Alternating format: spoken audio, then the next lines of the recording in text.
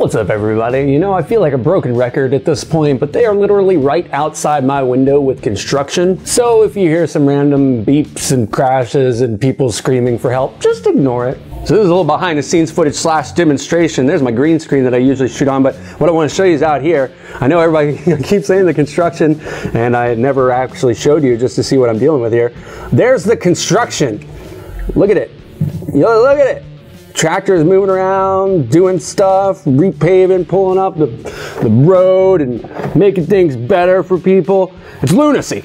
Doing something a little bit different here today. We've done rants on the show before, but I thought, why don't we sit down for these? And really today isn't as much as rant as it is just a question. And that question is, what is the future of MMOs? What brought this up for me, this question was, if you don't know, you can now play Elder Scrolls Online on your consoles. And so me and a lot of other bloggers and journalists and people in the industry are all asking the question, what's the future of MMOs? Are we going to see a predominantly console housed MMO marketplace in the near future? And so while a lot of people are focused on that question, is console playing going MMO, or are MMOs going console playing, or whatever? I feel like I can pretty comfortably answer that question and just say, yeah, that's what's happening. But I'm more interested in the next question after that, which is that a good thing? Now, before we get into like talking about is that a good thing, I thought first we should do a little bit of background information. So I got a list here of some new releases, games that came out more or less recently, the last couple years, this year, whatever, that are MMOs set on consoles. ESO obviously today,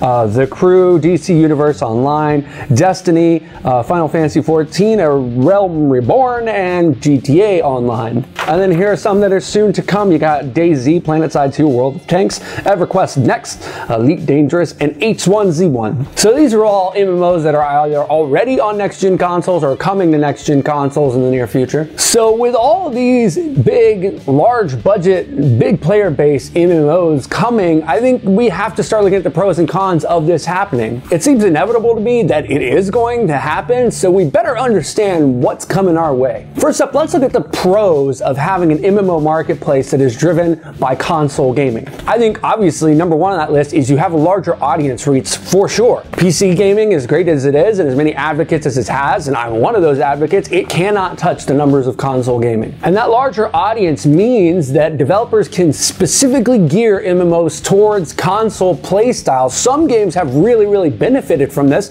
and the one I would say biggest in the last few years is GTA Online. I'm not sure GTA Online would have really been possible without a next-gen console. And I think that's ultimately the state that we're trying to get to here if we're going to have MMOs on consoles predominantly, is getting to a place where we can't really imagine an MMO being successful without the aid of the console. I think another plus is that you don't have to worry about upgrading hardware to play a game. Now, while I understand the logic behind this point, I think ultimately it is a moot point. And the reason I say that is because, yes, if you're a PC gamer, you definitely have to worry about upgrading your hardware every couple years to keep up with the current trends in the industry. If you're a console gamer, you don't have to do that. You just have to go out and buy a new console every few years. So the reason I say it's a moot point is because either way you have to upgrade, and if you're a smart PC gamer, you're upgrading at pretty regular intervals anyway. Every PC gamer I know that is really into like modding their own stuff, building their own hardware, has a pretty regular schedule as to when they're looking to upgrade. Now obviously that's a general statement, but I think the specific statement of both sides have to upgrade,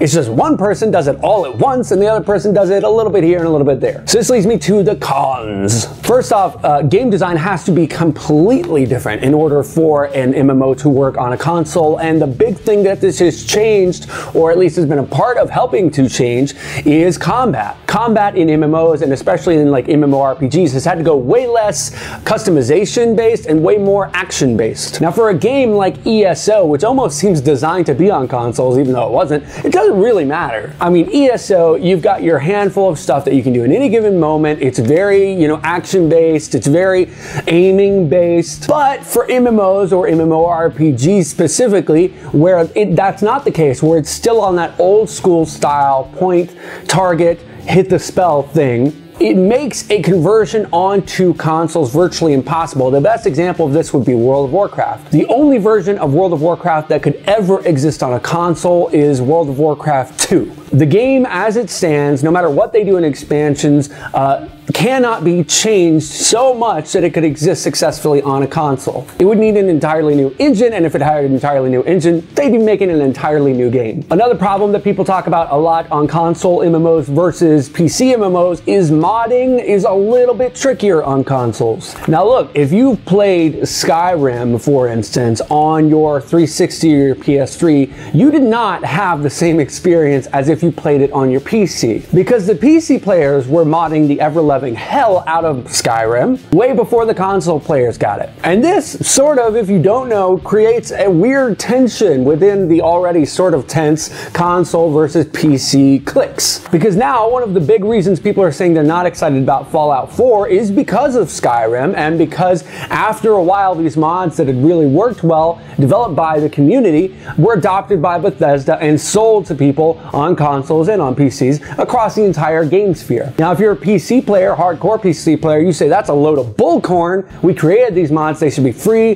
they're ours, don't sell us something we can already do. But a lot of console gamers said back then, you know, when all those extra content and DLC was coming out, they were saying, that's fine with me, yeah, sell it to me. I'll pay 10, 20 bucks to be able to build a house. Awesome. It just creates a weirdly tense rivalry within the player base between the console and PC gamers. And we got enough of that. We don't need help furthering that tension. My final con is just sort of a general opinion, not really fact-based, but I've noticed other people have been talking about it as well. And that's that generally, and don't freak out here, generally, people who play consoles are more game of the week gamers. Now, I don't mean that as an insult, don't explode. I mean that the whole console structure is built around people consuming something for a certain small block of time and then consuming something else after it. Whereas PC MMOs are, you know, passing a decade-long playing experience because they were designed and redesigned and patched to become something that would keep going. Back to WoW as an example. It's not like Blizzard ever thought there would be a WoW 2. They did not design the game with a firm cap on it, saying, okay, we're going to release this game,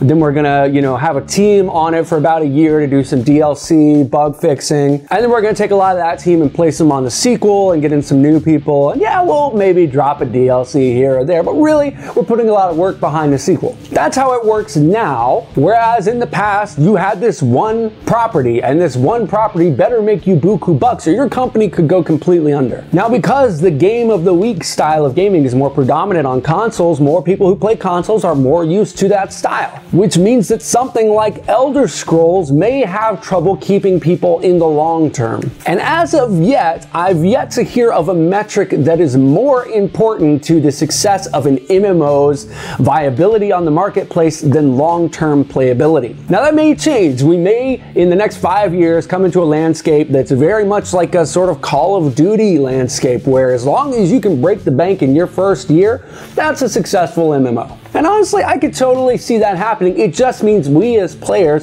have to sort of reshape our thinking about what an MMO on a console is or can be. So if this were the marketplace of 5 years ago, I would say that MMOs and consoles together are totally a bad fit. But I think in the next gen landscape, where MMOs have changed to become action-based and consoles are having incredible graphical capabilities, incredible capabilities for mass playability, people playing together, these things actually work pretty well together. My only real trepidation is player base size over time. But honestly, that being said, my worries about maintaining a large enough player base to keep an MMO viable are not new and not unique to consoles. I've been worrying about that with MMOs on PCs for years. So in closing, if I've got to go one way or the other, I think this is good for MMOs. Is it a pretty strong signal of the end of targeting and spellcasting style MMOs?